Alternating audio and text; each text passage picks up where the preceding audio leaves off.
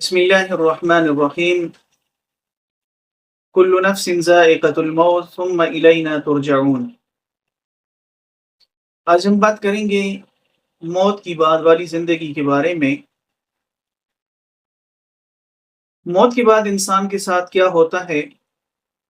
قرآن اور حدیث نے اس حقیقت کو بڑے واضح انداز میں بیان کیا ہے تاکہ ہم دنیا کی غفلت چھوڑ کر آخرت کی تیاری کریں۔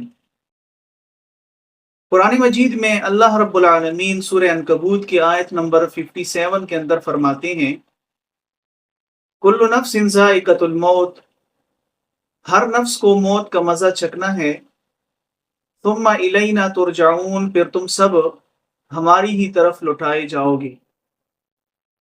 دوسری جگہ سورہ مومنون میں اللہ جل جلالہ فرماتے ہیں، حتی اذا جاء احدهم الموت قال رب ارجعون لعلی اعمل صالحا فیما ترکت، یہاں تک کہ جب ان میں سے کسی کے پاس موت آ جاتی ہے تو کہتا ہے، اے میرے رب مجھے واپس بھیج دیں تاکہ میں وہ نیک عمل کر لوں جو میں نے دنیا میں نہیں کیے، لیکن اس وقت واپس جانے کی کوئی اجازت نہیں ملے گی۔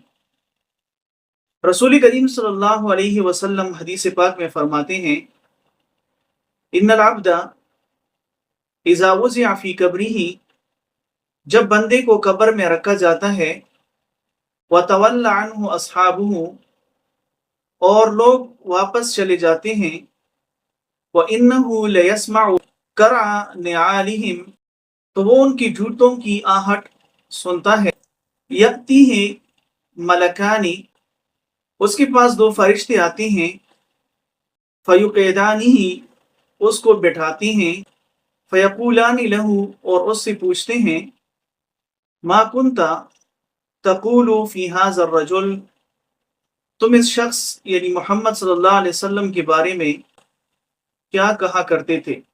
یہی سوال منکر نکیر کا سوال ہے۔ اگر انسان ایمان پر ہو تو جواب دے گا، ہوا عبد اللہ و رسولہ، وہ اللہ جل جلالہ کے بندے اور رسول ہیں، اور اگر وہ کافر یا منافق ہو تو جواب نہیں دے سکے گا۔ رسول کریم صلی اللہ علیہ وسلم ایک حدیث پاک میں فرماتے ہیں، ان القبر اول منازل الآخرہ، بے شک قبر آخرت کی منازل میں سے پہلی منزل ہے۔ اگر انسان نیک ہو تو قبر جنت کے باغیچوں میں سے ایک باغیچہ بن جاتی ہے، اور اگر بدکار ہو تو جہنم کے گڑھوں میں سے ایک گڑھا بن جاتی ہے۔ اس لیے آج ہی سے نماز کی پابندی کریں، گناہوں سے توبہ کریں، اور حقوق العباد کا خاص خیال رکھیں۔ رسول کریم صلی اللہ علیہ وسلم دعا کیا کرتے تھے، اللہم اجعل قبرنا روضۃ من ریاض الجنہ، اے اللہ ہماری قبروں کو جنت کے باغیچوں میں سے ایک باغیچہ بنا دے، ولا تجعلہ حفرۃ من حفر النار، اور انہیں جہنم کی گڑھوں میں سے گڑھا نہ بنا۔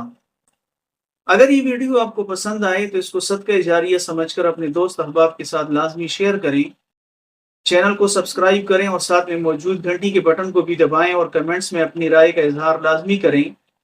اللہ پاک ہم سب کو قبر کی سختیوں سے اور آخرت کی سختیوں سے محفوظ رکھے، آمین۔ وما علینا الا البلاغ المبین۔